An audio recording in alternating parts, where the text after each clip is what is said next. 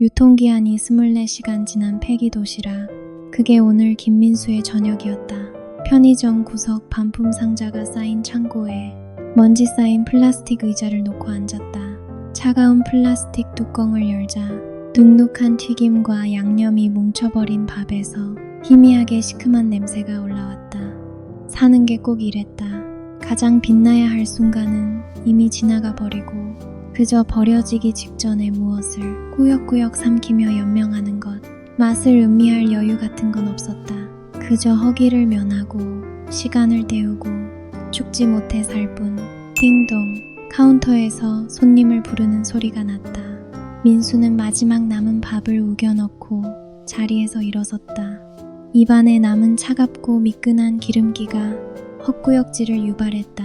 터벅터벅. 그의 발걸음은 늘 축축한 솜처럼 무거웠다.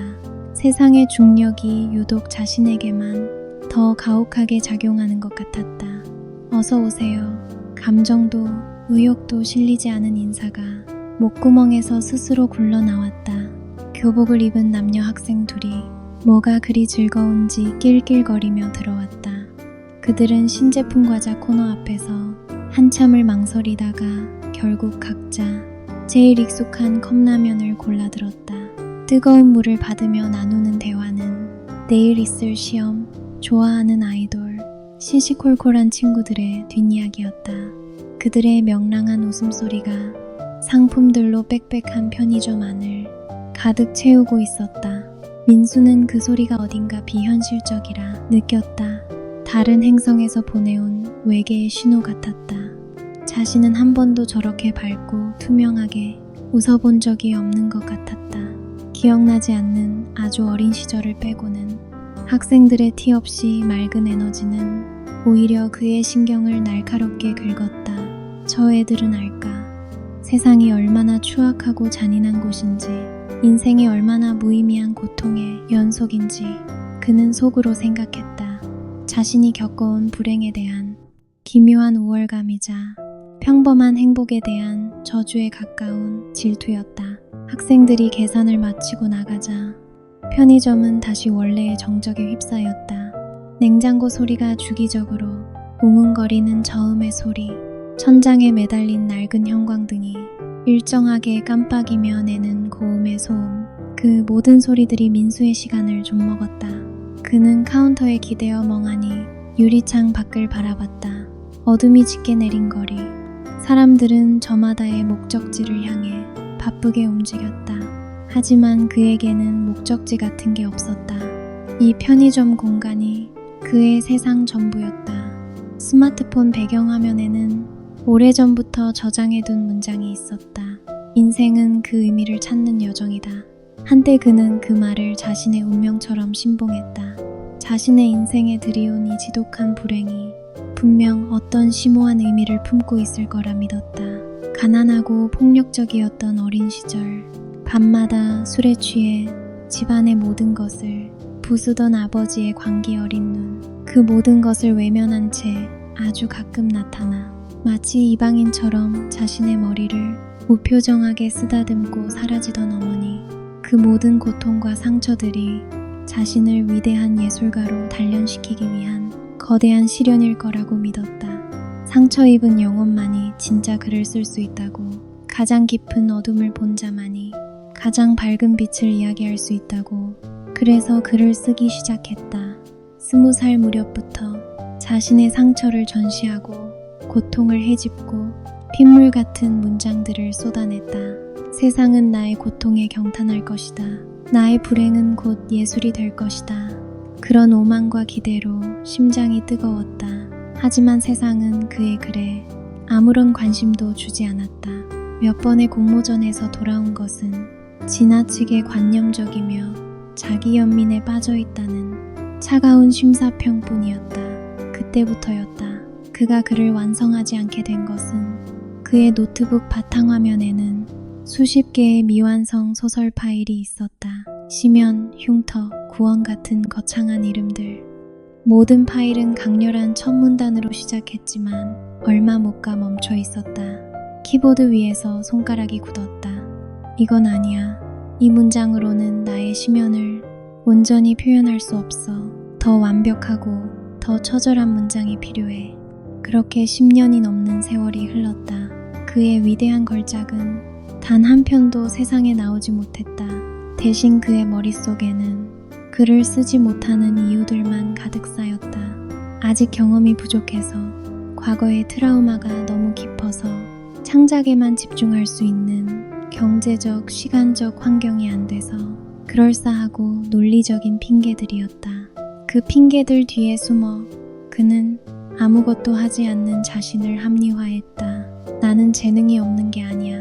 아직 때가 오지 않았을 뿐이라고. 그는 스스로를 세상이 알아주지 않는 비운의 천재라 여겼다. 띵동 하는 소리와 함께 손님이 들어왔다. 허리가 구부정하게 휜 할머니였다.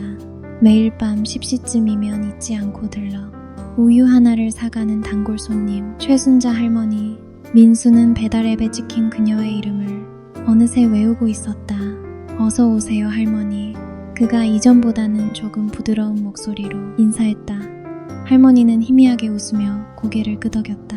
그리고는 익숙하게 냉장고로 가장 유통기한이 많이 남은 흰 우유를 꼼꼼히 살피고는 하나를 꺼내왔다. 그 사소하고 규칙적인 행동이 민수에게는 안정감을 주었다. 오늘은 날이 좀 풀렸네. 할머니가 우유를 계산대에 올려놓으며 말했다. 네, 그래도 밤에는 쌀쌀해요. 민수가 바코드를 찍으며 대답했다. 할머니는 닳고 다른 작은 지갑에서 꼬깃꼬깃한 1,000원짜리 2장을 꺼냈다. 그의 손에 돈을 건네주며 할머니가 무언가를 함께 내밀었다. 신문지 귀퉁이를 네모 반듯하게 찢은 작은 종이 조각이었다. 이거 젊은이가 한번 읽어봐. 민수는 의아한 표정으로 종이를 받았다. 연필로 쓴 듯한 삐뚤빼뚤한 글씨가 몇 줄 적혀 있었다. 시 같았다. 형광등 빛바랜 가게 안에 오늘도 앉아있는 젊은이. 그대 눈에 담긴 세상은 어떤 색일까? 민수는 순간 말문이 막혔다. 이건 나에 대한 이야기잖아. 그는 할머니를 쳐다봤다. 할머니는 그저 주름진 눈가에 인자한 미소를 띠고 있었다. 내가 요즘 동네 노인정에서 글 배우는 재미에 살아. 매일 눈에 뵈는 거 하나씩 써보는 게 숙제라고 하대. 민수는 뭐라고 대답해야 할지 몰랐다. 유치한 글, 맞춤법도 띄어쓰기도 엉망이다. 비유는 상투적이고 시적 긴장감이라곤 없다. 그의 문학적 잣대로는 평가할 가치조차 없는 낙서였다. 하지만 이상하게도 가슴 한구석이 뜨끔하고 저릿했다. 잘 쓰셨네요. 그는 간신히 아무 의미 없는 말을 뱉었다. 할머니는 손을 저으며 웃었다. 아니야, 그냥 내 마음이지 뭐. 그녀는 거스름 돈 200원을 받아들고는 수고해라는 말을 남기고 천천히 가게를 나섰다. 민수는 손에 들린 종이 조각을 한참 동안 내려다봤다. 형광등 빛바랜 가게, 오늘도 앉아있는 젊은이. 그 문장들이 그의 뇌리를 맴돌았다. 할머니의 눈에 비친 자신은 저런 모습이었구나. 희망도 분노도 슬픔도 아닌 그저 빛이 바래버린 색, 무채색의 풍경. 그는 종이 조각을 구겨 쓰레기통에 버리려다 잠시 멈칫했다. 자신의 비참한 현실을 들킨 것 같아 불쾌하면서도 한편으로는 아주 오랜만에 누군가가 자신을 바라봐 주었다는 사실에 묘한 감정이 일었다. 그는 자신도 모르게 구겨진 종이를 다시 펴서 유니폼 주머니 속에 찔러 넣었다. 이유를 알 수 없었다. 그냥 버릴 수가 없었다. 차가운 형광등 불빛 아래 그는 다시 혼자가 되었다. 하지만 이전과는 조금 다른 적막감이 그를 감쌌다. 마치 누군가 자신이 걸어 잠근 방문을 아주 조심스럽게 톡 하고 노크한 것 같은 느낌이었다. 편의점 아르바이트가 끝나는 새벽, 민수는 지친 몸을 이끌고 깊은 어둠에 잠긴 골목길로 들어섰다. 가로등 불빛마저 드문드문 끊겨 그의 그림자만이 외롭게 그의 뒤를 따랐다. 자물쇠로 잠긴 철문들과 쓰레기 봉투들이 아무렇게나 쌓인 길. 그 풍경은 마치 그의 내면 같았다. 굳게 닫혀있고 버려진 것들로 가득했다. 원룸 현관문을 열면 그를 반기는 것은 언제나처럼 퀴퀴한 곰팡이 냄새와 뼈를 파고드는 냉기뿐이었다. 단 한 번도 누군가를 이 작은 공간에 들인 적이 없었다. 자신의 초라함을, 자신의 실패를 들키고 싶지 않아서였다. 이 방은 그의 성역이자 동시에 벗어날 수 없는 철창이었다. 그는 불도 켜지 않은 채 방 한가운데 우두커니 서 있었다. 어둠 속에서는 모든 것이 더 선명했다. 무의미하게 반복되는 하루, 아무런 기대도 없는 내일. 이 모든 것이 과거의 상처 때문이라고 그는 다시 한번 굳게 믿었다. 그 믿음은 지난 20년간 그를 지탱해온 유일한 기둥이었다. 그것이 무너지면 그는 기댈 곳 없이 완전히 부서져 내릴 것 같았다. 그는 책상 앞에 앉아 낡은 노트북을 켰다. 윙 하는 소음과 함께 화면이 희미하게 밝아왔다. 바탕화면에는 시면에 관하여라는 이름의 파일이 있었다. 그가 자신의 모든 것을 걸고 쓰겠다고 마음먹은 필생의 역작. 하지만 파일을 연 지 5년이 넘도록 내용은 여전히 서문에서 멈춰 있었다. 하얀 화면 위에서 외롭게 깜빡이는 커서가 마치 그의 심장박동처럼 위태로워 보였다. 써야 한다. 뭔가 써야만 한다. 어젯밤 할머니가 건넨 그 종이 조각이 자꾸만 마음에 걸렸다. 그대 눈에 담긴 세상은 어떤 색일까? 그 질문에 답해야만 할 것 같았다.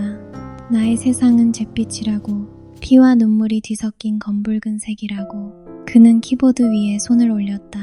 손가락 끝이 차갑게 식어 있었다. 아버지, 그의 모든 불행의 근원, 그 단어를 쓰는 것부터 시작하려 했다. 하지만 손가락은 움직이지 않았다. 머릿속은 안개가 낀 것처럼 흐릿했고 가슴은 거대한 돌덩이가 짓누르는 듯 무겁고 답답했다. 백지의 무게, 그것은 그 어떤 물리적인 무게보다 그를 압도했다. 결국 그는 포기하고 인터넷 창을 열었다. 그리고 습관처럼 아주 익숙하게 유명 작가들의 이름을 검색하기 시작했다. 그가 찾는 것은 그들의 작품이 아니었다. 그들의 불행한 삶, 지독한 상처, 고통으로 점철된 연대기였다. 그는 카프카의 아버지에게서 자신의 아버지를 보았고 다자이 오사무의 생애에서 자신의 무력감을 읽었다. 버지니아 울프의 우울을 탐닉하고 실비아 플라스의 상처를 핥았다. 그들의 불행을 읽는 동안 민수는 기묘한 위안과 동질감을 느꼈다. 그래, 역시 위대한 예술가는 고통 속에서 태어나는 거야. 나의 고통은 결코 무의미하지 않아. 이것은 위대한 작품을 위한 필연적인 과정일 뿐이야. 그는 자기 합리화라는 달콤한 마약에 취해 자신의 무능과 나태를 외면했다. 자신이 글을 쓰지 못하는 것은 재능의 문제가 아니라 아직 고통이 충분히 무르익지 않았기 때문이라고. 더 깊은 절망과 고독 속으로 스스로를 밀어 넣어야 한다고. 그는 그렇게 창작의 행위를 회피하는 대신 창작자의 고통을 흉내내는 것으로 스스로를 기만했다.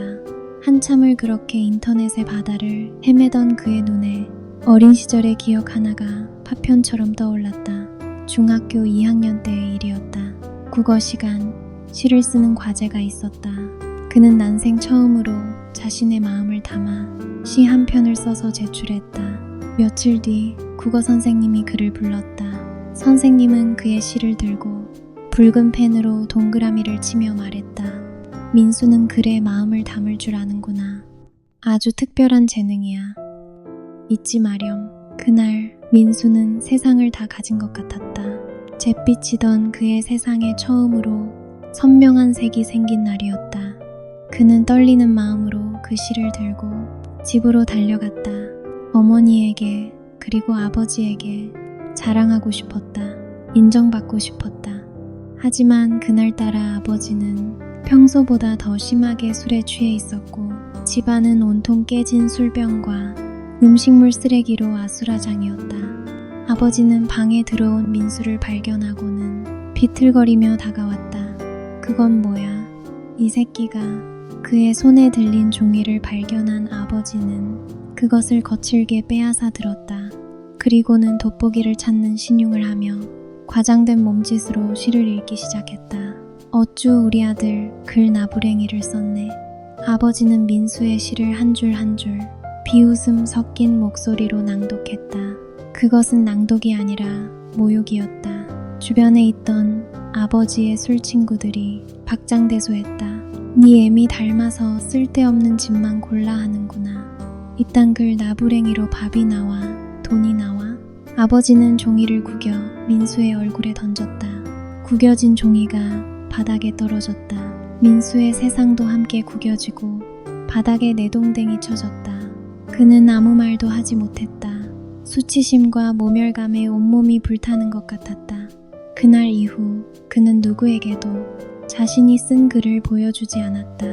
그의 재능은, 그의 꿈은 그렇게 아버지의 손에 의해 짓밟히고 버려졌다.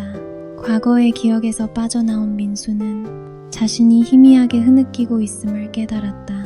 그래, 이 상처가 바로 나의 원인이다. 내가 글을 쓸 수 없는 이유, 내가 세상과 불화할 수밖에 없는 이유. 그는 자신의 상처를 다시 한번 확인하고는 오히려 안도감을 느꼈다. 핑계가 있다는 것은 안전한 일이니까. 그날 밤도 최순자 할머니는 편의점에 들렀다. 민수는 애써 아무렇지 않은 척 그녀를 대했다. 마음속으로 할머니는 내 상처를 몰라라며 선을 그었다. 할머니는 우유 하나를 계산하며 어제처럼 종이 조각을 내밀었다. 민수는 마지못해 그것을 받았다. 아스팔트 틈새를 뚫고 작은 싹이 돋아났다. 누가 보아주지 않아도 스스로 빛을 향해 자라난다. 종이 조각을 든 민수의 손이 미세하게 떨렸다. 그 시는 마치 자신의 변명을 꿰뚫어보고 꾸짖는 것 같았다. 아스팔트처럼 단단하고 척박한 환경, 그것을 탓하며 주저앉은 자신과 달리 작은 싹은 스스로의 힘으로 그것을 뚫어낸다고 말하고 있었다. 누가 보아주지 않아도, 인정해주지 않아도 그저 살아남기 위해 빛을 향해. 위로가 아니었다. 질책이었다. 민수는 처음으로 할머니의 시가 불편하게 느껴졌다. 자신이 애써 구축한 상처의 성벽에 작은 균열을 내려는 불청객처럼 느껴졌다. 그는 아무 대답도 하지 못했다. 자신이 만든 핑계라는 철창 속에서 그는 처음으로 자신의 간수가 바로 자기 자신일지도 모른다는 불편한 진실과 마주해야 했다. 최순자 할머니의 아스팔트 싹시는 민수의 작은 가시가 되었다. 그는 애써 그것을 무시하려 했다. 세상 물정 모르는 노인의 순진한 낙관론일 뿐이라고 치부했다. 하지만 그 가시는 사소한 순간마다 그의 신경을 건드리고 골마갔다. 편의점 유리창에 비친 자신의 얼굴을 볼 때, 텅 빈 노트북 화면을 마주할 때마다 스스로 빛을 향해 자라난다는 문장이 이명처럼 머릿속을 맴돌았다. 그럴수록 그는 더욱더 자신의 상처 뒤로 숨어들었다. 자신의 고통이 얼마나 특별하고 심오한 것인지 되새기며 할머니의 시가 주는 단순한 메시지를 밀어내려 안간힘을 썼다. 나는 저런 작은 싹 따위와는 달라. 내 상처는 아스팔트가 아니라 아예 빛조차 들지 않는 심해의 바닥이라고. 그는 자신의 불행을 거의 숭배하듯 했다. 그것만이 자신이 가진 유일한 특별함이라 믿었기 때문이다. 그날 밤 그의 특별함이라는 허상을 산산조각 낼 불청객이 찾아왔다. 요란한 소리를 내며 스포츠카 한 대가 편의점 앞에 멈춰섰다. 운전석에서 내린 것은 민수가 가장 보고 싶지 않은 얼굴 중 하나인 고등학교 동창 박정훈이었다. 정훈은 현재 제이든이라는 필명으로 일진물 웹소설을 연재하며 나름의 성공을 거둔 작가였다. 그의 작품은 언제나 인기 순위 상위권에 이름을 올리고 있었다. 어이 김민수. 정훈은 명품 로고가 밝힌 티셔츠 차림으로 특유의 넉살 좋은 웃음을 지으며 들어섰다. 그의 과장된 활기와 비싼 향수 냄새가 빛바랜 편의점의 공기를 어색하게 흔들었다. 민수는 마지못해 고개를 까딱했다. 어쩐 일이야? 이 근처에 새로 이사온 작가랑 미팅이 있어서 내 소식 수소문해 보니 여기서 일한다길래 한번 와봤지. 정우는 편의점 안을 휙 둘러보며 말했다. 그의 시선에는 악의가 없었지만 민수는 자신의 삶을 속속들이 검열당하는 듯한 불쾌감을 느꼈다. 잠깐 나와서 얘기 좀 하자. 내가 살게. 정우는 에너지 드링크 2캔과 수입 맥주 4캔을 골라 계산대에 올려놓았다. 민수는 말없이 바코드를 찍었다. 정우는 두툼한 지갑에서 법인카드를 꺼내 결제하며 능숙하게 말했다. 이건 경비 처리해야 해서. 그 말 한마디가 민수에게는 건널 수 없는 강처럼 느껴졌다. 누군가는 글을 써서 법인카드를 쓰고 누군가는 글을 쓰지 못한 채 그 카드를 받아 결제하고 있다. 편의점 앞 파라솔 테이블에 마주 앉았다. 정우는 맥주캔을 따며 입을 열었다. 잘 지내냐? 얼굴은 여전하네 너. 뭐가? 그냥 세상 모든 고뇌를 혼자 짊어진 젊은 베르테르 같은 거. 정우는 낄낄거리며 웃었다. 민수의 표정이 차갑게 굳었다. 너는 좋겠다. 돈 걱정 없이 쓰고 싶은 글 마음껏 쓰면서 사니까. 민수가 비꼬는 투로 말했다. 그것은 자신의 열등감을 감추기 위한 가시돋친 방어 기제였다. 마음껏? 야, 매일 마감 맞추느라 아주 머리가 터질 지경이다. 독자들 악플에 시달리는 건 또 어떻고. 하루라도 연재 펑크 내면 독자들이 아주 난리를 치는데. 정우는 투덜거리면서도 그의 눈은 살아있는 생선처럼 빛났다. 그는 자신의 일을, 그 고통까지도 사랑하는 것 같았다. 그래도 내 글은 뭐랄까 깊이가 없잖아. 독자들 입맛에만 맞춘 싸구려 이야기지. 진정한 문학이라고 할 순 없지. 민수는 자신도 모르게 날 선말을 뱉었다. 자신이 가지지 못한 것을 가진 상대를 깎아내려야만 자신의 초라함이 조금이라도 가려질 것 같았다. 정우는 잠시 말이 없었다. 그는 맥주를 한 모금 길게 마시더니 웃음기 사라진 얼굴로 민수를 바라봤다. 민수야, 내가 말하는 그 대단한 깊이라는 게 뭔데? 네가 10년 넘게 완성도 못 시킨 그 걸작에만 있다는 그거? 네가 뭘 알아? 너처럼 아무 상처 없이 편하게 자란 놈이. 민수가 거의 반사적으로 내뱉었다. 그것은 그의 마지막 보루와도 같은 변명이었다. 그 순간 정훈의 표정이 변했다. 상처? 야, 김민수, 너 아직도 그러고 사냐? 뭐? 고등학교 때부터 네가 입에 달고 살던 그 지긋지긋한 불행 서사 말이야. 아버지가 어쨌고 어머니가 어쨌고 언제까지 그거 하나 붙들고 살 건데 그게 무슨 훈장이냐. 정훈의 목소리는 칼날처럼 날카로웠다. 내 상처 너만 있는 거 아니야. 사람 사는 거 다 비슷해. 나라고 왜 없겠냐. 근데 나는 내 놈처럼 그걸 방패 삼아서 숨지는 않아. 민수는 아무 대답도 할 수 없었다. 정우는 자리에서 벌떡 일어섰다. 과거가 글을 써주는 게 아니라고. 키보드를 두드리는 건 지금의 내 손가락이고 독자들이 읽는 건 네 과거가 아니라 오늘 네가 쓴 문장이야. 이 새끼야. 재능? 재능이 뭔데? 써지지 않는 날에도 책상 앞에 앉아서 단 한 줄이라도 더 쓰려고 버티는 게 재능이야. 네가 그렇게 무시하는 내 글, 그렇게 해서 매일 한 편씩 나오는 거라고. 기다리지 마.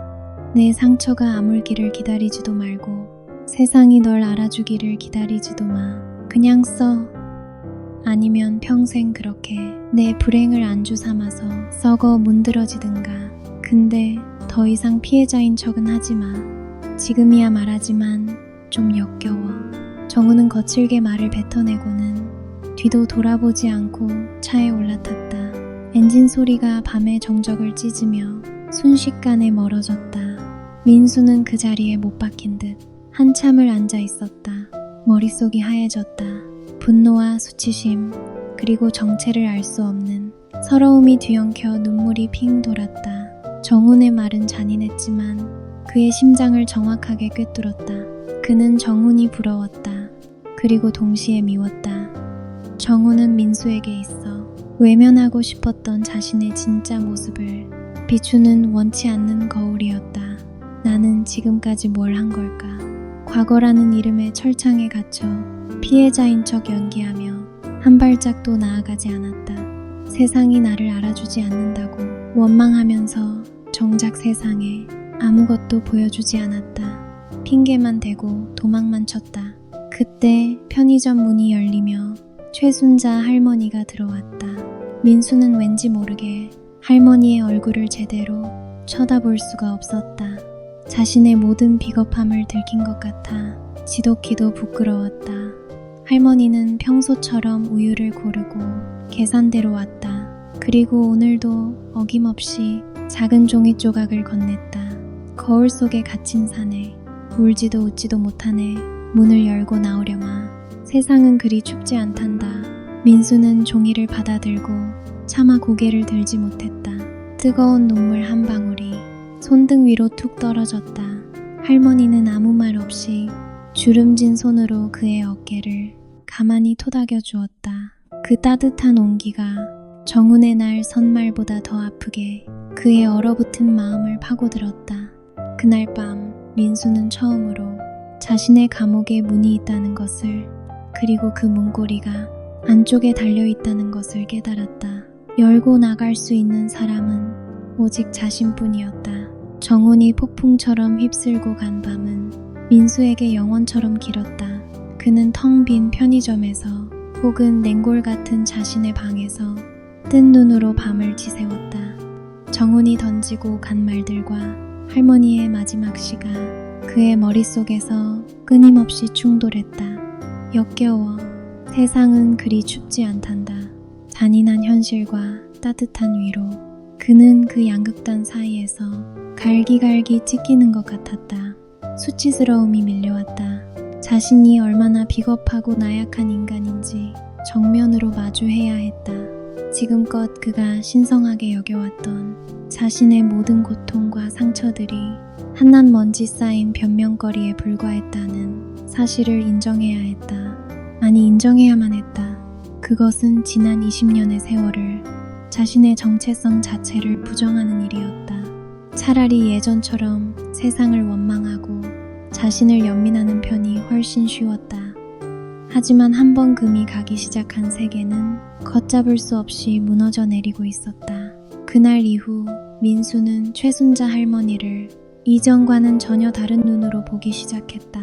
이전까지 할머니는 그저 매일 밤 우유를 사러 오는 손님, 자신의 감상에 작은 파문을 던지는 변덕스러운 노인일 뿐이었다. 하지만 이제 그녀는 민수에게 하나의 물음표이자 자신이 풀어야 할 숙제처럼 다가왔다.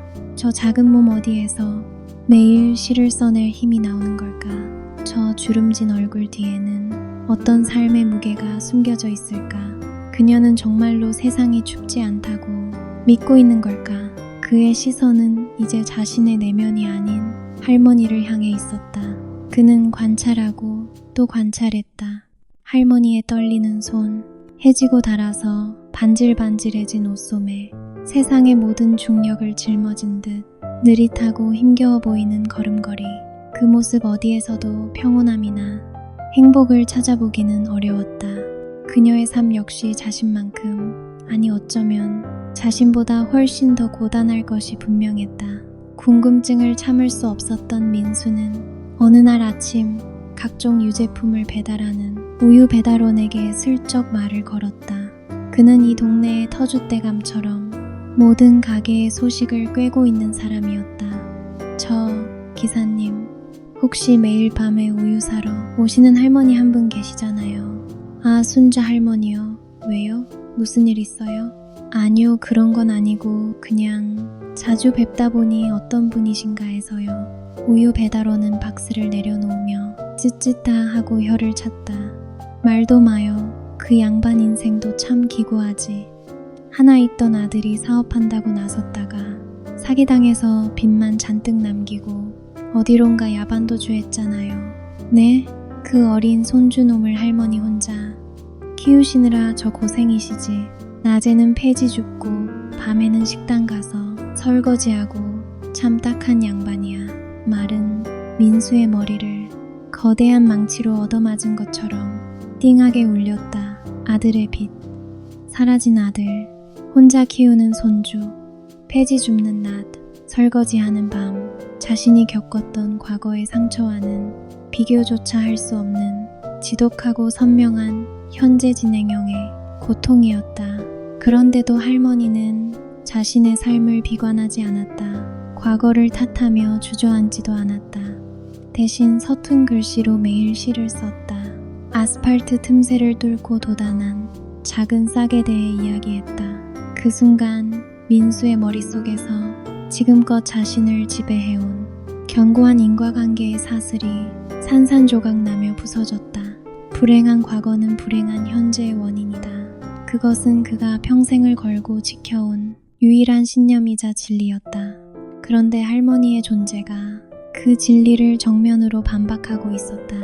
만약 그 신념이 틀렸다면, 만약 과거의 사건이 현재를 결정하는 원인이 아니라면, 그렇다면 남는 것은 단 하나였다. 정훈이 말했던 것처럼 과거는 그저 핑계일 뿐이라는 것. 나는 과거의 상처 때문에 글을 쓰지 못하는 것이 아니다. 글을 쓰지 않기로 선택했기 때문에 과거의 상처를 방패로 끌어온 것이다. 그렇다면 나는 왜 글을 쓰지 않기로 선택했는가? 그 목적은 무엇인가? 두려웠다. 자신의 가장 깊은 곳, 가장 비겁한 민낯을 마주하는 것이. 하지만 더는 피할 수 없었다. 그는 스스로에게 질문을 던졌다. 답은 의외로 간단하고 명료했다. 실패하고 싶지 않아서, 재능 없는 삼류 작가라는 차가운 평가를 받고 싶지 않아서, 글을 완성해서 세상에 내놓는 순간 그의 글은 누군가의 평가대 위에 놓일 것이다. 혹평을 받을 수도, 아무런 주목도 받지 못한 채 사라질 수도 있다. 그것이 죽기보다 두려웠다. 차라리 아무것도 쓰지 않으면 실패할 일도 없다. 불운한 과거 때문에 재능을 펼치지 못한 비운의 천재, 그 역할 뒤에 숨어 있으면 아무에게도 상처받지 않고 안전할 수 있다. 그의 재능은 영원히 증명되지 않은 가능성으로만 남을 테니까. 그는 실패의 가능성을 피하기 위해 도전하지 않을 목적을 세웠고, 그 목적을 정당화하기 위한 최적의 수단으로 자신의 불행한 과거를 이용해온 것이다. 모든 것을 깨닫고 나자 온몸에서 힘이 빠져나갔다. 지금까지 자신이 얼마나 교묘하게 스스로를 속여왔는지, 어떻게 자신의 삶을 기만해왔는지 선명하게 보였다. 그가 갇혀있던 감옥은 아버지가 만든 것도 세상이 만든 것도 아니었다. 스스로가 만든 것이었다. 실패에 대한 두려움이라는 벽돌로 차곡차곡 쌓아 올린 견고하고 아늑하기까지 한 감옥이었다. 그날 밤 할머니가 건넨 시는 이랬다. 누군가 버린 빈병에 들꽃 한 송이 꽂아두니 세상 환해지는 화병되네. 쓸모없는 것은 없다.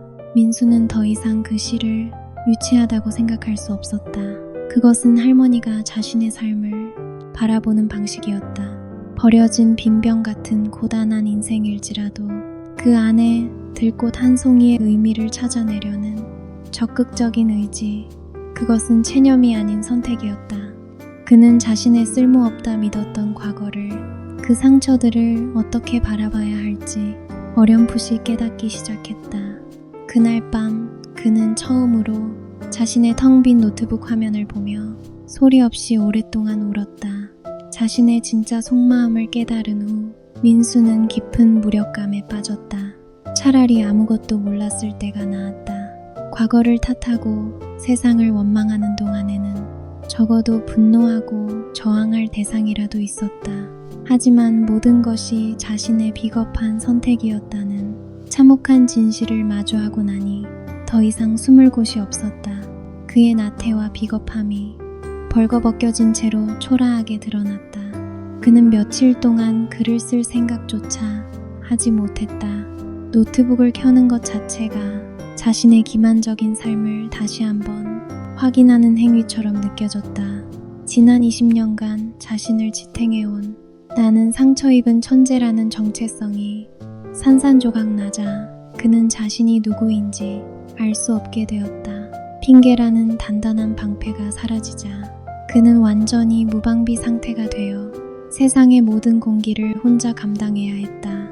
실패에 대한 두려움은 조금도 줄지 않았는데 그것을 막아주던 벽이 사라진 것이다. 그의 일상은 이전과 같았지만 그의 눈에 비친 세상은 완전히 달랐다. 편의점의 형광등은 더 이상 자신의 빛바랜 삶을 상징하지 않았다. 그저 전기를 소모하는 낡은 조명일 뿐이었다. 손님들의 웃음소리는 더 이상 그를 조롱하는 외계의 신호가 아니었다. 그저 다양한 삶의 한 단면일 뿐이었다. 모든 것에 부여했던 과장된 의미들이 사라지자 세상은 그저 있는 그대로의 모습을 드러냈다. 그리고 그 안에서 민수는 아무런 역할도 의미도 없는 투명인간처럼 느껴졌다.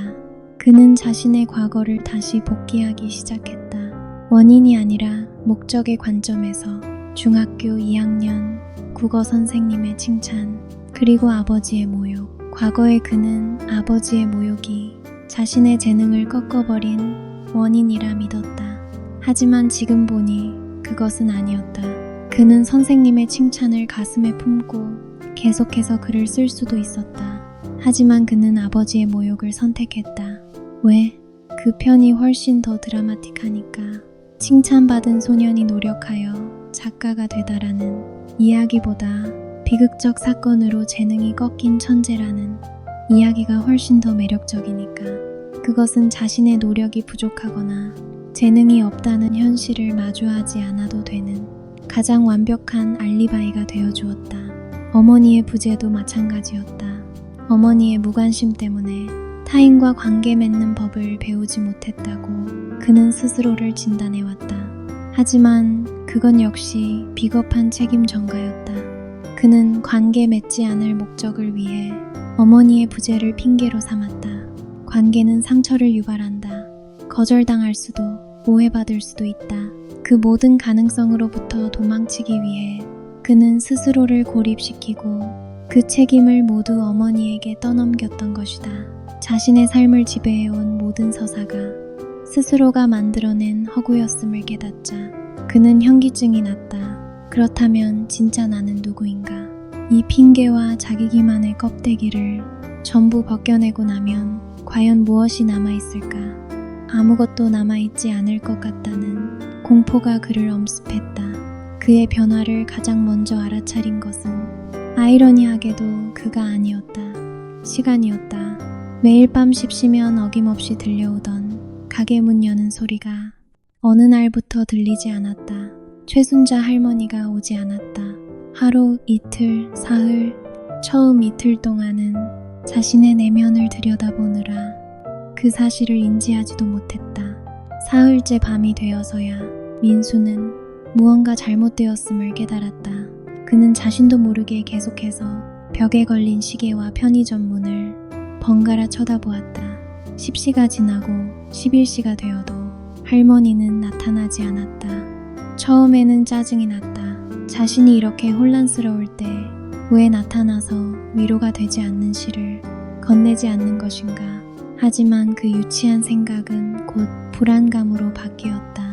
혹시 무슨 일이 생긴 건 아닐까. 우유 배달원에게 들었던 그녀의 고단한 삶이 떠올랐다. 폐지를 줍다 다치기라도 한 걸까? 아니면 몸져 놓으신 걸까? 그는 이전에는 단 한 번도 느껴본 적 없는 생소한 감정에 휩싸였다. 그것은 타인의 안위에 대한 순수한 걱정이었다. 그의 세상은 언제나 철저히 나를 중심으로 돌아갔다. 타인은 자신의 고통을 증명하거나 자신의 우월함을 확인시켜주는 도구에 불과했다. 그런데 지금 그는 아무런 대가도 없이 한 사람의 안위를 걱정하고 있었다. 이것은 알프레드 아들러가 말했던 공동체 감각의 아주 작은 싹이었다.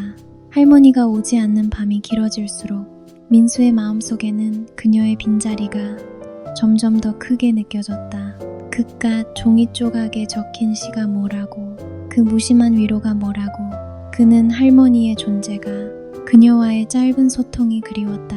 자신이 얼마나 지독하게 외로운 사람이었는지 그녀의 부재를 통해 처음으로 실감했다.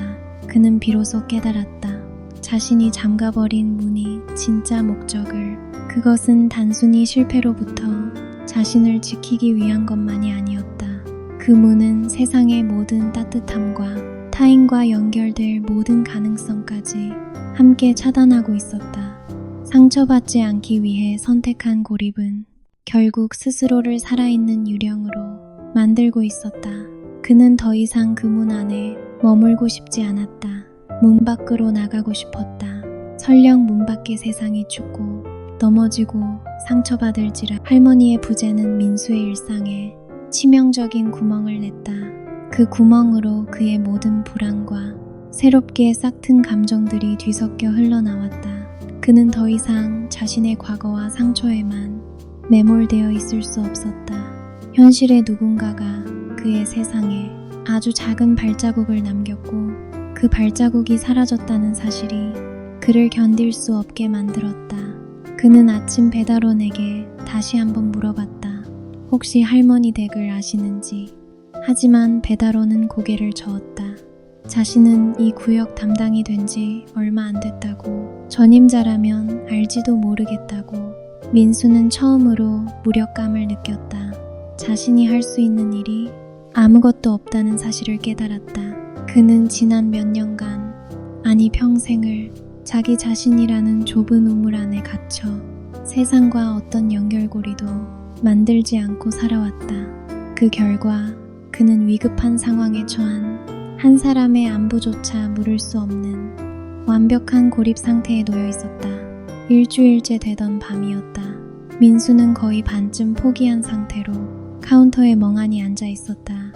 그때 기적처럼 편의점 문이 열렸다. 띵동 하는 소리와 함께 들어온 것은 그가 애타게 기다리던 최순자 할머니였다. 이전보다 훨씬 수척해지고 파리해진 모습이었다. 민수는 자신도 모르게 의자에서 벌떡 일어나 카운터 밖으로 뛰쳐나갔다. 할머니 어디 아프셨어요? 그의 목소리가 다급하게 떨렸다. 평생 누구에게도 내보인 적 없는 날 것 그대로의 감정이었다. 할머니는 민수의 격한 반응에 조금 놀란 듯 눈을 동그랗게 떴다. 그리고는 이내 희미하게 그러나 따뜻하게 웃었다. 아이고 젊은이 놀랐는가 보네. 몸살이 좀 심하게 와서 며칠 알아누웠어. 이제 괜찮아. 걱정했잖아요. 민수가 자신도 모르게 말했다. 그 말을 내뱉고 스스로도 놀랐다. 걱정. 그가 타인을 향해 이 단어를 사용해 본 것이 과연 언제였던가. 할머니는 민수의 마음을 다 안다는 듯이 따뜻한 눈으로 그를 지그시 바라보았다. 걱정해줘서 고맙네, 젊은이. 그 마음이 약보다 낫구먼. 그날 할머니는 우유와 함께 기운을 차리려는 듯 작은 약과 하나를 샀다. 그리고 민수에게 종이 조각을 건넸다. 일주일 만에 받는 시였다. 민수는 경건한 마음으로 그 종이를 받아들었다.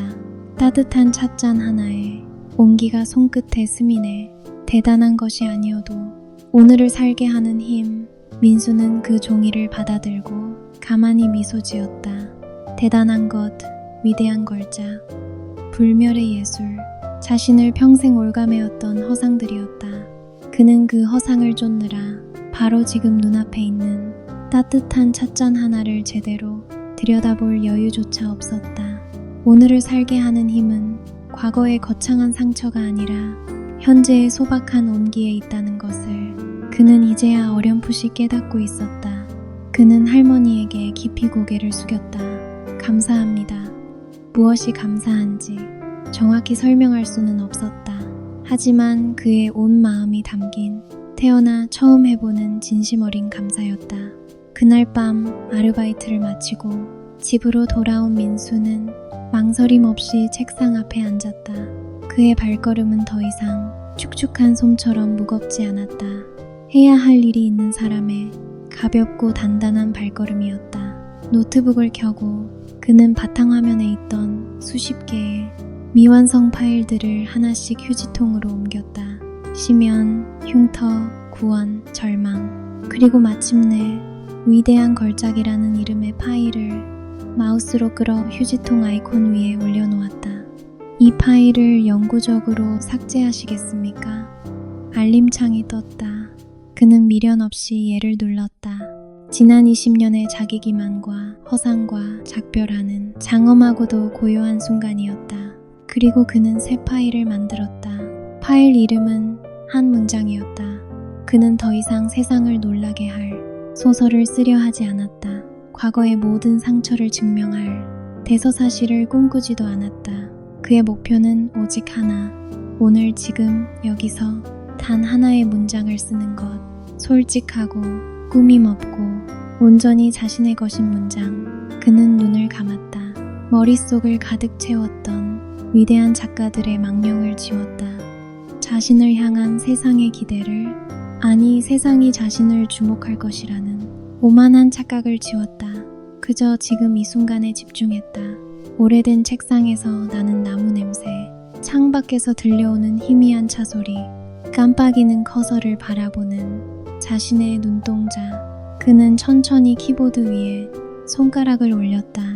그리고 아주 오랫동안 잊고 있었던, 아니 어쩌면 처음 느껴보는 진정한 창작의 감각을 되찾았다. 그가 쓴 첫 문장은 이것이었다. 편의점의 낡은 형광등은 꼭 갇혀버린 벌레의 날갯짓 소리를 냈다. 특별할 것 없는 문장이었다. 하지만 민수에게는 그 어떤 명문장보다 위대하게 느껴졌다. 그것은 핑계와 자기기만으로 얼룩졌던 지난 시간을 뚫고 그가 마침내 세상 밖으로 내디딘 첫걸음의 발자국 소리였기 때문이다. 아무도 보아주지 않아도 괜찮았다. 스스로 빛을 향해 나아가는 작은 싹이 된 것만으로도 충분했다. 그는 계속해서 써내려갔다. 두 번째 문장을, 그리고 세 번째 문장을. 그의 방에는 새벽이 올 때까지 오랜만에, 그러나 완전히 새로운 의미를 담은 키보드 소리가 고요하게 울려 퍼졌다. 민수의 방에는 아주 작은 변화들이 생겼다. 그 변화들은 눈에 잘 띄지 않았지만 그의 삶이 송두리째 바뀌고 있다는 가장 분명한 증거였다. 가장 큰 변화는 더 이상 그의 방에서 퀴퀴한 곰팡이 냄새가 나지 않는다는 것이었다. 그는 아침에 일어나면 습관처럼 창문을 활짝 열어 밤새 고여있던 묵은 공기를 밖으로 내보냈다. 일주일에 한 번은 구석구석 쌓인 먼지를 닦고 바닥에 널브러져 있던 옷가지들을 개켜서 옷장에 넣었다. 자신이 머무는 공간을 정성껏 돌보는 행위는 스스로의 삶을 존중하기 시작했다는 고요한 선언과도 같았다. 그의 하루는 이전과 비교할 수 없을 만큼 규칙적으로 변했다. 오후에 일어나 편의점 출근 전까지의 3시간을 온전히 글 쓰는 데 썼다. 새벽에 퇴근하고 돌아와 잠들기 전까지의 2시간 역시 마찬가지였다. 매일 정해진 분량을 강박적으로 채우는 것은 아니었다. 어떤 날은 몇 페이지를 막힘없이 써내려갔고 어떤 날은 단 한 문장도 쓰지 못한 채 커서만 바라보며 시간을 보내기도 했다. 중요한 것은 글이 써지지 않는 날에도 그는 더 이상 자신을 자책하거나 과거의 트라우마를 들먹이지 않았다는 점이다. 예전의 그였다면 역시 나는 재능이 없어라며 자신을 파괴하는 생각에 빠져들었을 것이다. 하지만 지금의 그는 그저 오늘은 잘 안 써지는 날이구나 하고 담담하게 받아들였다. 그리고는 책상 앞을 떠나 잠시 산책을 하거나 좋아하는 음악을 들었다.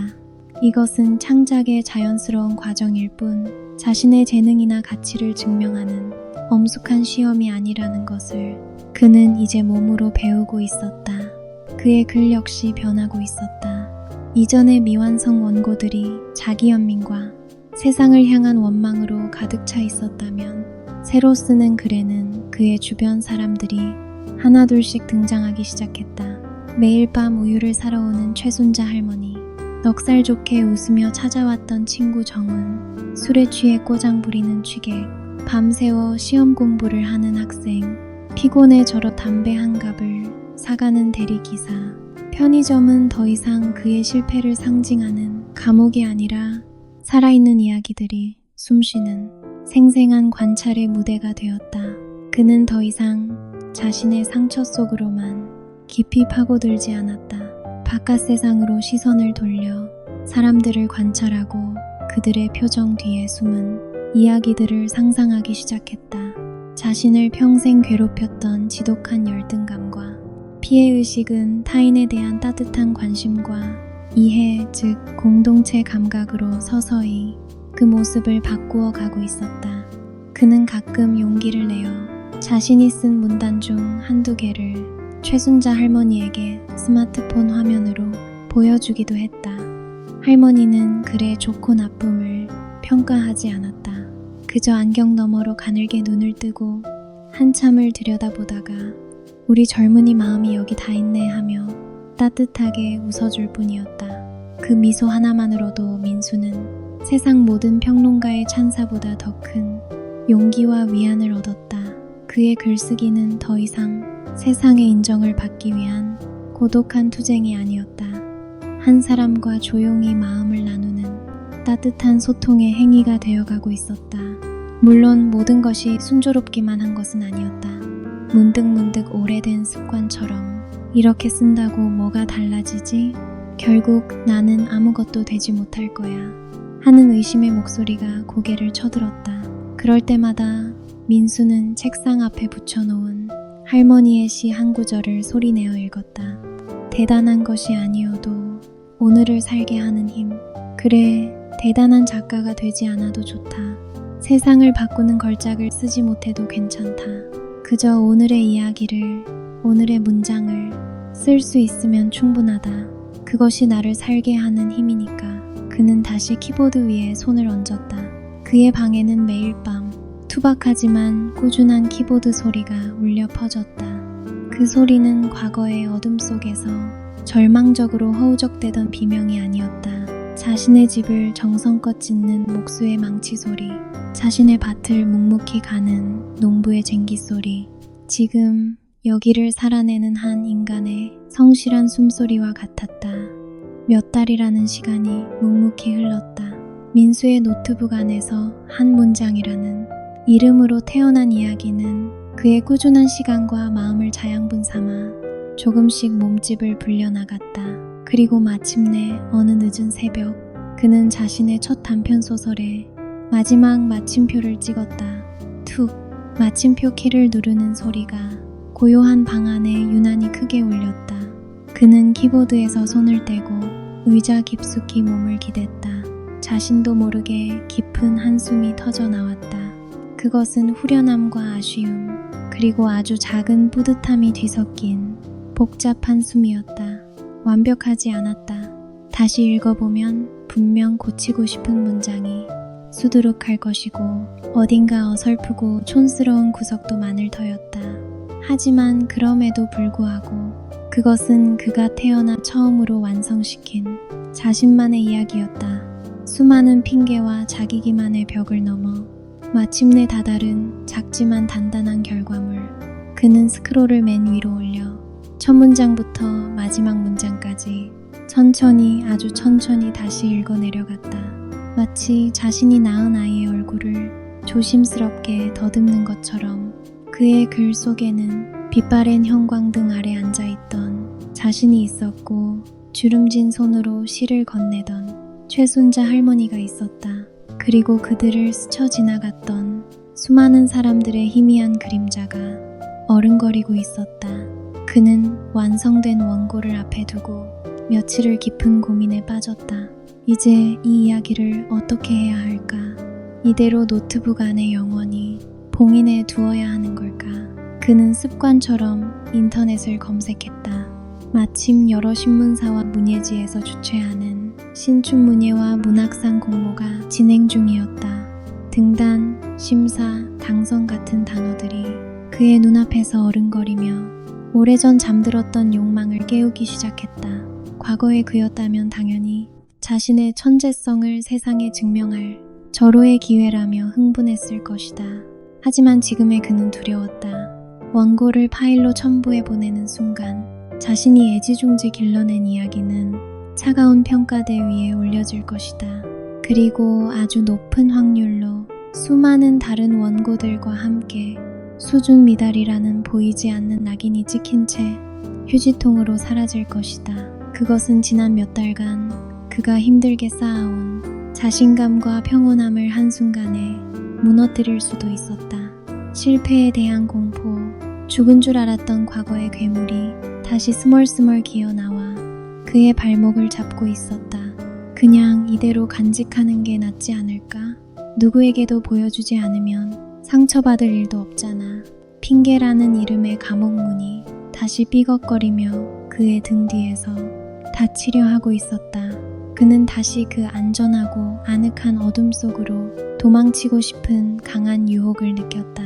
그날 밤 편의점에서 민수는 최순자 할머니에게 자신의 오랜 고민을 조심스럽게 털어놓았다. 그는 자신의 글에 대해 말하지 않았다. 대신 농사 짓는 사람에 빗대어 이야기했다. 할머니, 만약 어떤 농부가 평생 처음으로 겨우겨우 사과 한 상자를 수확했는데 이걸 시장에 내다 파는 게 무서우면 어떻게 해야 할까요? 왜 무서운데? 아무도 안 사가거나 맛없다고 욕을 하면 너무 실망하고 상처받지 않을까요? 할머니는 가만히 그의 이야기를 듣더니 오늘은 시가 아닌 다른 것을 적어주었다. 그녀가 어디선가 들었다는 오래된 이야기 한 구절이었다. 씨앗을 심고 밭을 가는 것은 농부의 일, 싹을 틔우고 열매를 맺게 하는 것은 하늘의 일. 민수는 그 문장을 한참 동안 들여다보았다. 그리고는 번개를 맞은 듯 자신을 올가매고 있던 문제의 핵심을 깨달았다. 그는 문득 아들러 심리학 책에서 읽었던 과제 분리라는 개념을 떠올렸다. 내가 할 수 있는 일과 내가 할 수 없는 일을 명확히 구분하는 것, 그리고 타인의 과제에 함부로 개입하지 않는 것, 글을 쓰고 고치고 완성해서 보내는 것. 그것은 씨앗을 심고 밭을 가는 농부의 일, 즉 자신의 과제다. 하지만 그 글을 심사하고 평가하고 당선시킬지 말지를 결정하는 것, 그것은 싹을 틔우고 열매를 맺게 하는 하늘의 일, 즉 심사위원의 과제다. 결과에 대한 기대로 혹은 두려움으로 타인의 과제를 침범하려 했기에 고통스러웠던 것이다. 내가 통제할 수 없는 것을 통제하려 했기에 불안했던 것이다. 나는 그저 농부처럼 내가 할 수 있는 나의 과제에만 충실하면 되는 것이었다. 그는 집으로 돌아오자마자 망설임 없이 노트북을 켰다. 가장 큰 신문사의 신춘문예 접수 페이지를 열고 이름과 연락처를 차례대로 기입했다. 그리고 파일 첨부 버튼을 눌러 자신의 원고를 선택했다. 마지막 제출 버튼 위에 마우스 커서를 올렸다. 심장이 세차게 그러나 기분 좋게 뛰었다. 그것은 더 이상 두려움의 맥박이 아니었다. 자신의 과제를 완수하는 자의 건강하고 성실한 설렘이었다. 그는 망설임 없이 버튼을 클릭했다. 결과가 어떻게 되든 상관없었다. 버튼을 누르는 그 행위 자체가 이미 그에게는 완전한 승리이자 구원이었다. 그는 비로소 자신을 가두고 있던 마지막 감옥의 문을 활짝 열어젖혔다. 한 달이라는 시간이 속절없이 흘렀다. 원고를 제출한 후 민수의 삶은 놀라울 정도로 아무것도 변하지 않았다. 초조해하거나 매일 이메일함을 들락거리지도 않았다. 오히려 그는 어떤 결과가 오더라도 받아들일 준비가 된 사람처럼 고요하고 평온한 나날을 보냈다. 그는 여전히 편의점에서 일했고 틈틈이 시간을 내어 글을 썼다. 가장 큰 변화는 그가 새로운 이야기를 쓰기 시작했다는 것이었다. 더 이상 단 하나의 걸작에 자신의 모든 것을 걸지 않았다. 그에게 글쓰기는 이제 자신의 존재를 증명해야 하는 처절한 싸움이 아니었다. 아침에 일어나 세수를 하고 밥을 먹는 것처럼 자신의 삶을 구성하는 자연스럽고 꾸준한 행위가 되었다. 과정 자체에 집중하자 결과에 대한 두려움은 신기루처럼 희미해졌다. 발표일 아침 한 통의 이메일이 도착했다. 신문사에서 보낸 것이었다. 보낸 사람의 이름을 확인하는 순간 그의 심장이 잠시 쿵 하고 내려앉았다. 하지만 그것은 예전과 같은 불안한 두근거림이 아니었다. 오히려 오랫동안 기다려온 순간을 마주하는 담담한 긴장감에 가까웠다. 민수는 잠시 심호흡을 하고 메일을 열었다. 첫 문장은 그가 예상했던 그대로였다. 귀하의 작품은 저희가 추구하는 방향과 아쉽게도 결이 맞지 않아 그는 천천히, 아주 천천히 정중하지만 차가운 거절의 문장들을 끝까지 읽어내려갔다. 그리고 매일 창을 닫았다. 가슴 한구석이 아릿하고 시큰했다. 실망하지 않았다면 거짓말일 것이다. 인간이라면 당연히 느끼는 감정이었다. 하지만 예전처럼 세상이 무너지는 듯한 절망감이나 자신을 향한 지독한 혐오감은 찾아볼 수 없었다. 그저 떨어졌구나 하는 선명하고 담담한 사실만이 남았다. 그는 잠시 의자에 앉아 창밖을 바라보았다. 자신이 지난 20년간 무엇을 두려워했던가. 바로 이 순간, 세상으로부터 거절당하는 이 순간이었다.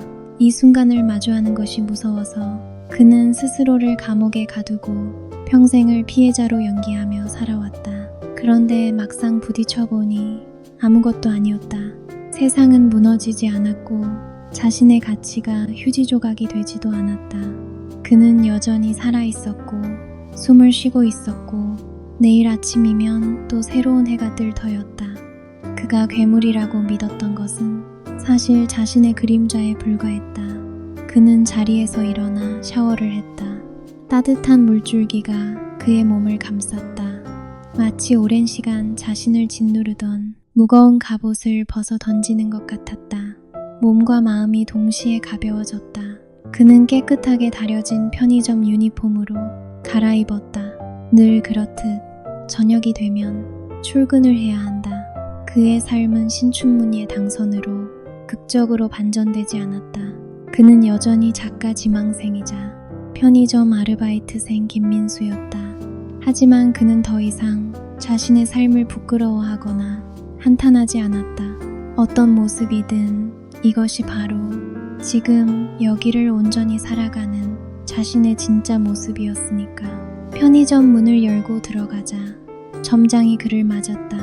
민수씨, 어서와. 오늘따라 얼굴이 좋네. 그런가요? 감사합니다. 그는 웃으며 인사했다. 예전에는 억지로 지어야 했던 미소였지만 이제는 제법 자연스럽게 입가에 걸렸다. 그는 카운터에 서서 익숙하게 포스기를 켰다. 밤 10시 어김없이 최순자 할머니가 들어왔다. 어서 오세요, 할머니. 민수가 그 어느 때보다 밝게 인사했다.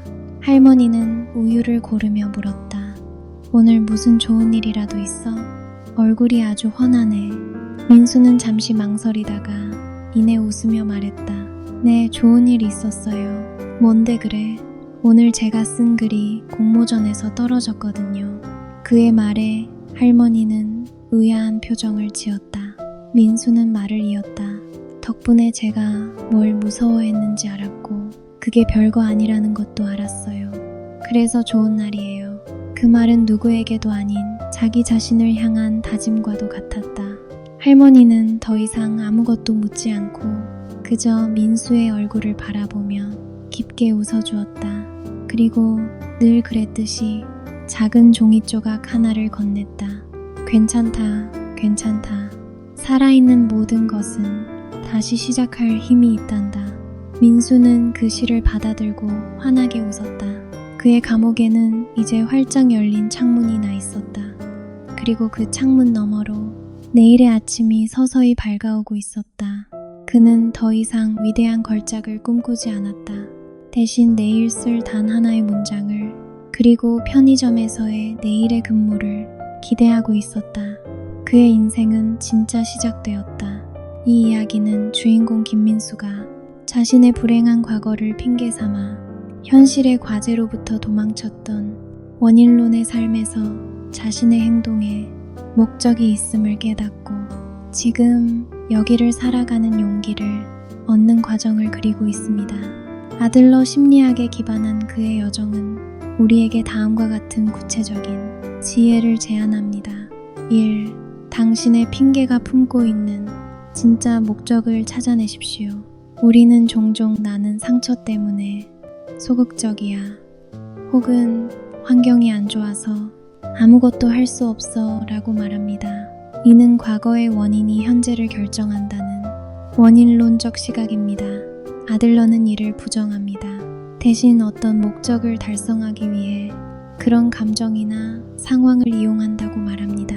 김민수는 과거의 트라우마 때문에 글을 못 쓴 것이 아니라 실패해서 상처받고 싶지 않다는 목적을 위해 트라우마를 핑계로 사용했습니다. 혹시 당신의 삶을 가로막는 핑계가 있다면 스스로에게 질문해 보십시오. 나는 이 핑계를 통해 어떤 이득을 얻고 있는가? 어떤 도전을 회피하고 있는가? 그 목적을 직시하는 것이 변화의 첫걸음입니다. 이 과거를 결정된 운명이 아닌 활용할 재료로 바라보십시오. 과거의 사건은 변하지 않습니다. 하지만 그 사건에 어떤 의미를 부여할지는 지금의 나에게 달려 있습니다. 김민수는 불행한 과거를 글을 쓸 수 없는 이유로 사용했지만 이야기가 진행되면서 그것을 글을 쓰는 재료로 활용하기 시작했습니다. 당신의 과거 역시 마찬가지입니다. 과거는 당신을 규정하는 철창이 아니라 당신이 얼마든지 꺼내 쓸 수 있는 이야기의 서랍장입니다. 어떤 경험이든 그것에 덕분에 나는 을 배울 수 있었다 라는 의미를 부여할 때 우리는 과거의 지배에서 벗어나 삶의 주인이 될 수 있습니다. 3. 완벽한 시작 대신 불완전한 한 걸음을 내디드십시오. 김민수는 위대한 걸작이라는 허구적 목표에 사로잡혀 단 한 줄도 쓰지 못했습니다. 그러나 한 문장으로 목표를 바꾸자 비로소 앞으로 나아갈 수 있었습니다. 우리는 종종 준비가 완벽히 되면 시작할 거야 라고 말하며 행동을 미룹니다. 하지만 완벽한 준비란 존재하지 않습니다. 아들러 심리학은 불완전할 용기를 강조합니다. 지금 당장 할 수 있는 가장 작은 행동은 무엇입니까? 10km 달리기가 목표라면 운동화 끈을 묶는 것부터, 책 한 권 쓰기가 목표라면 한 문장을 쓰는 것부터 시작하십시오. 그 불완전한 첫걸음이 당신을 목적지로 이끌 유일한 길입니다. 4. 나의 과제와 타인의 과제를 분리하십시오. 김민수는 내 글이 인정받을까라는 타인의 평가에 집착했기 때문에 두려웠습니다. 하지만 씨앗을 심는 것은 나의 과제, 싹을 틔우는 것은 타인의 과제라는 깨달음을 얻고 자유로워졌습니다. 우리가 인간관계에서 고통받는 이유는 대부분 타인의 과제에 개입하거나 타인이 나의 과제에 개입하도록 허용하기 때문입니다. 노력하는 것은 나의 과제지만 그 노력을 알아주고 인정해주는 것은 타인의 과제입니다. 내가 통제할 수 있는 나의 과제에만 집중할 때 우리는 타인의 시선이나 평가로부터 자유로워지고 자유로운 인생을 찾을 수 있습니다.